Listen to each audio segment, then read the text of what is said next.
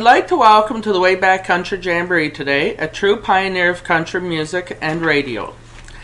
For over 40 years, he has been the true voice of country music, including Pop Goes the Country and Nashville Now. Please welcome to the show the Dean of Country Music, Mr. Ralph Emery. Well, thank you very much, Johnny. I appreciate that. Well, it's a pleasure talking to you today.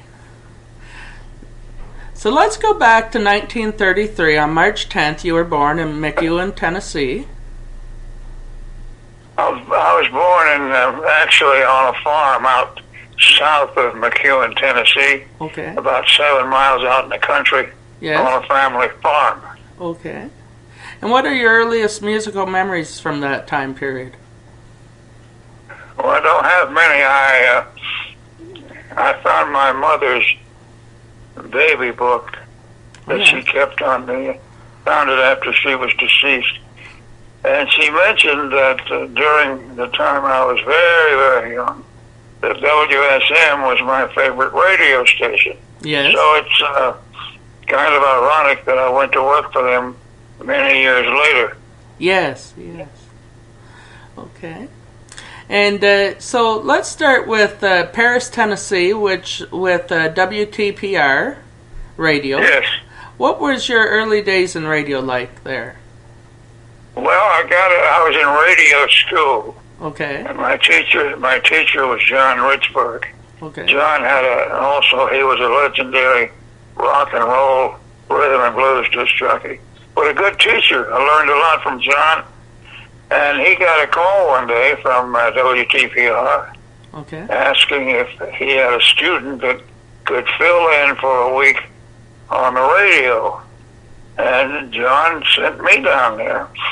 So at the time I was working in a grocery store and looking forward to my career in radio. Yes. Anyway, I got to work for a week down there. The hottest country record of the day was Hey Good Lookin' by Hank Williams. Oh, yes. Anyway, I did my week and came back to Nashville. I went back to my regular job in a grocery store. And I got another call from John Richburg who said, "Did you like that job?" I said, "Yeah." He said, "They'd like to hire you full time. Would you like to go down there?" I said, "You bet." So I did. I went back down there and stayed for, 3-4 months, and then I came back to Nashville and I got a job here. Yes, yes. And that was in 1957 you first came to the granddaddy of all radio stations of country music, WSM. Yeah, I stopped at a few places along the way. Yes, you did, yes. Paris and Franklin, Tennessee, and two more radio stations in Nashville. And finally, in 1957, I heard that Eddie Hill had left the all-night show. Okay. And so I thought, well, I would love to work there, and I think I'll just go apply for his job. So I did, and it became, and it was to do the all-night record program. Yes. Opry Star Spotlight. Okay. Anyway, I leaped at the chance, and I worked at it for about 15 years. Okay. And during that time, you also announced some tragedies in country music, including the Patsy Cline tragedy. What was that like to announce that? Well, it was terrible. Yes. We not only lost Patsy, we lost Cowboy Copas, Hawkshaw Hawkins, yeah, and the pilot, Randy. Mm-hmm. And anyway, and then on the way to the funeral in Nashville for Patsy, half of the members of the group, Johnny and Jack, yes, he was in an automobile wreck, and he got killed. Exactly. And there was people were saying, "Is there no end to this?" Is that right? Yes. But it was a terrible time here in Nashville. And then less than a year later, Jim Reeves also passed away. That's right. Yeah. Jim was a new pilot. Okay. And I don't think he was grounded in weather flying. He flew to Arkansas to look at some property and took his piano player, Dean Manuel, with him. Mm-hmm. And he got back to Nashville, and he came back to Nashville in a thunderstorm. Yes. Okay. And as he was trying to line up the plane to land at the airport, he hit this group of trees, at the top of the trees, and the plane caught fire, and Jim and Dean were both killed. Okay. Okay. And among the early tragedies that you talked about during those years was String Bean. Yes, String at that time he was in the cast of Hee Haw. Okay, yeah. And I was on a set of Hee Haw one day, and String had a pair of bib overalls on. Yes. And he, in the top of these overalls was a big pocket, and he was always flipping this money out. It was in a big roll, mm-hmm. and he said, "Boy, I love them residuals. They really come in handy." Yes. And I said, "String, don't do that." I said, "Somebody will see you and know that you have money on you, and they'll knock you in the head." I didn't think anybody would kill him. Yeah. But it did happen, and he and his wife both were killed. Exactly, that's for sure. So let's go back to an early recording you did, titled "The Legend of Sleepy Hollow." I play it every Halloween on the show here. That's funny because I think Joe Allison, the producer of the record, rearranged the story of the Headless Horseman. Yes. And asked me to record it. And I said, I'll record this, but they won't play it after Halloween. They'll pack it away and maybe take it out the next Halloween. I see. Yes. So it was kind of like a Christmas record. It had limited airplay. Yes, yes. It sure did. But it's still remembered on my show today, that's for sure. And among your other recorded songs were one called Hello Fool, the answer to Hello Walls. Yeah, that was a hit. Yes. It went to number 4 in Billboard. It was the only hit I ever had. Is that right? Yes. Yes. What do you remember about recording it? Well, I remember I was a Grand Ole Opry announcer in those days, in addition to doing the late night record show. Yes. And so I was coming down the steps of the Ryman Auditorium where they had the Opry, and I did the last segment of the Opry each week, say from 10 to midnight. Yes. Anyway, I'm coming down the steps, and I run into Hank Cochran, the writer, and he's with a guy, and he says, "Hey, you want to look at this?" And I said, "What is it?" He said, "Well, it's on paper sack paper, but he's written an answer to Hello Walls." I said, "Let me see that." I said, "Can I have this?" He said, "Sure, I don't mind." I said, "I'm getting ready to make a few records for Liberty Records, and I'd like to record it. I think we could get some airplay."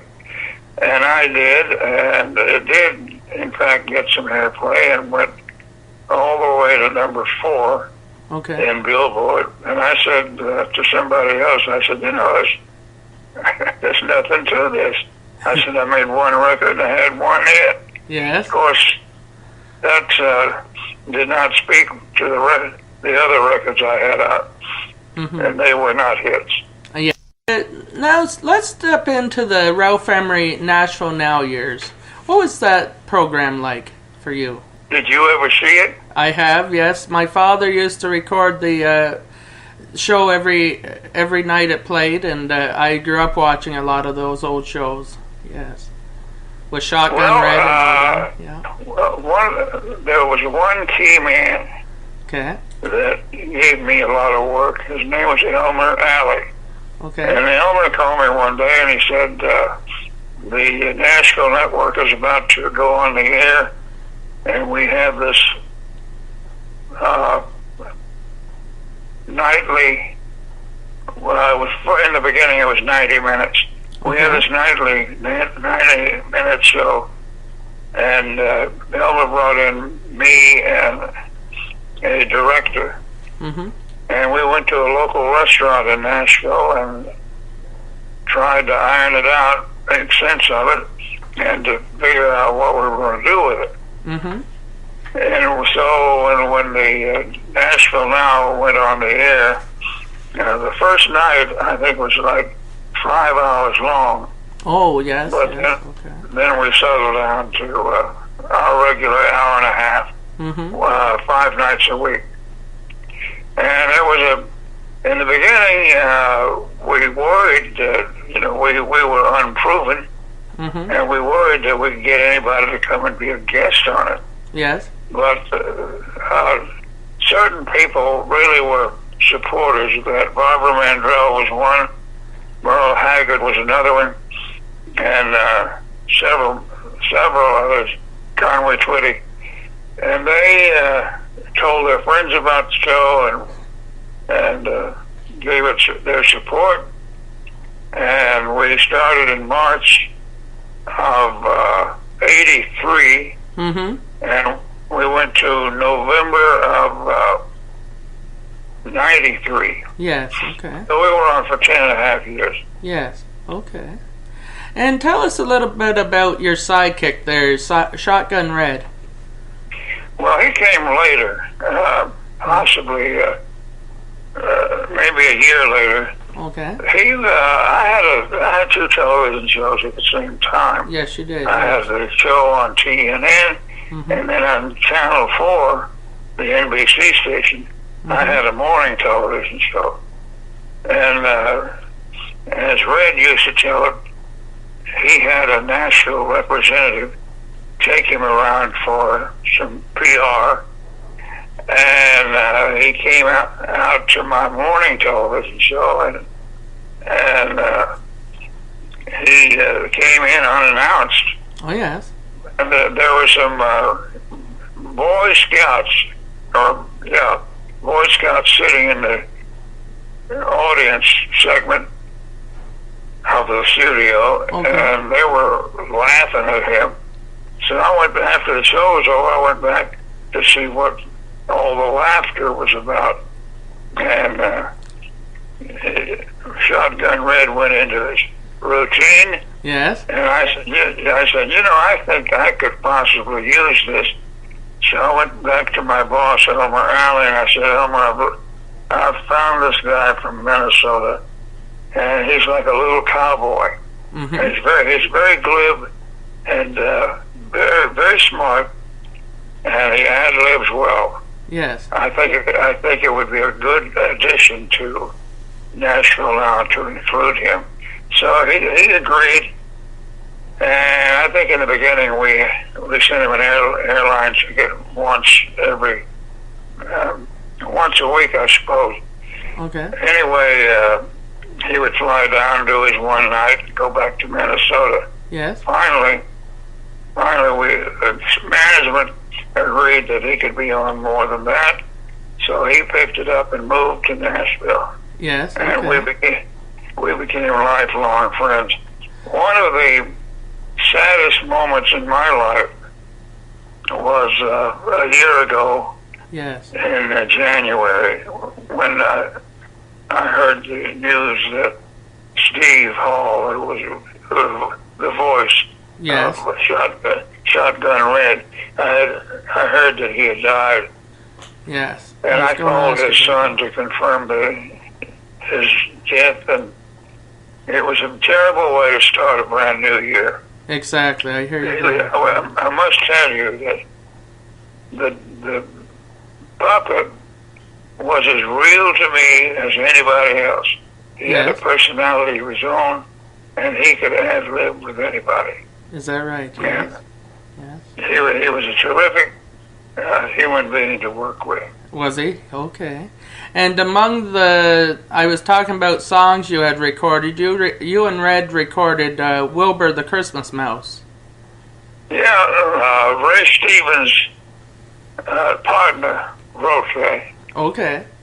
I called over there. Ray's a very dear friend of mine. And I called over there and I said, "Have you guys got a Christmas song that hasn't been recorded?"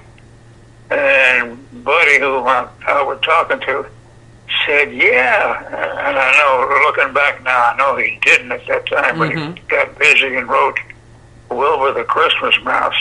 Yes. And we did a number of old songs like Friendship.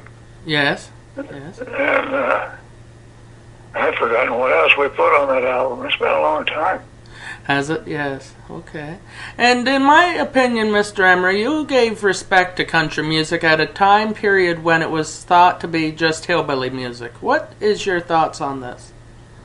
Well, I never liked the word hillbilly. Exactly. Neither do I. And the old judge who formed the Opry, yes, Judge Hay, I read some of his writings, and he said, "I don't like the word hillbilly because if people use it, it means they're not being nice to you. Exactly. They just call you that old hillbilly." Yes. So he hated the word. Okay.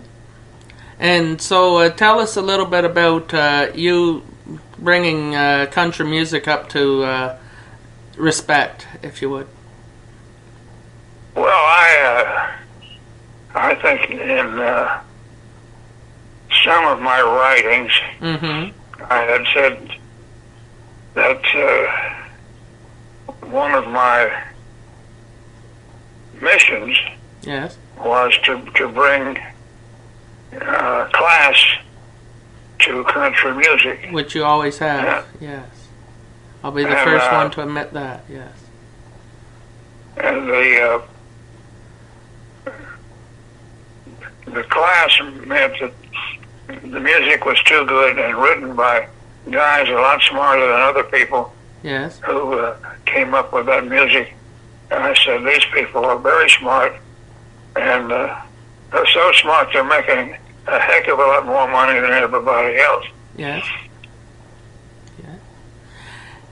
And if I may ask you, in my opinion, Urban Cowboy really changed the way country music was thought of at the time, too. The movie. Yeah, you mean the movie they shot down in Texas? Yes. What's your thoughts on that?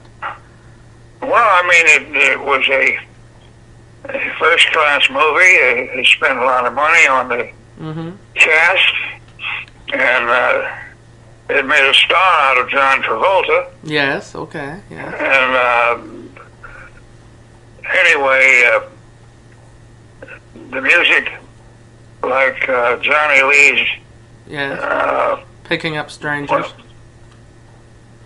I'm trying to think of the name of Johnny Lee's hit. Cherokee Fiddle. No, it was another song.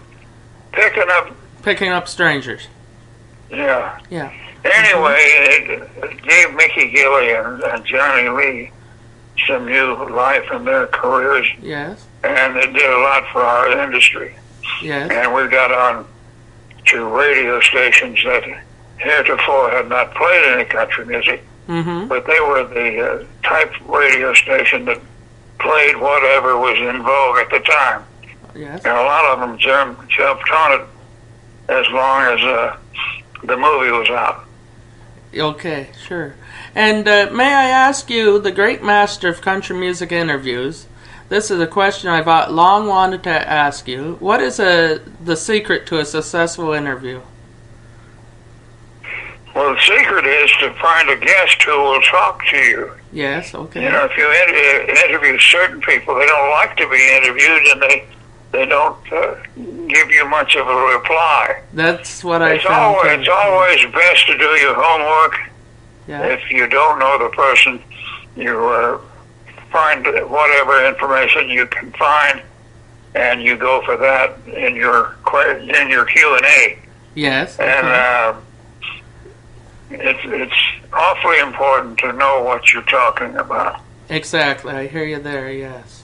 Okay.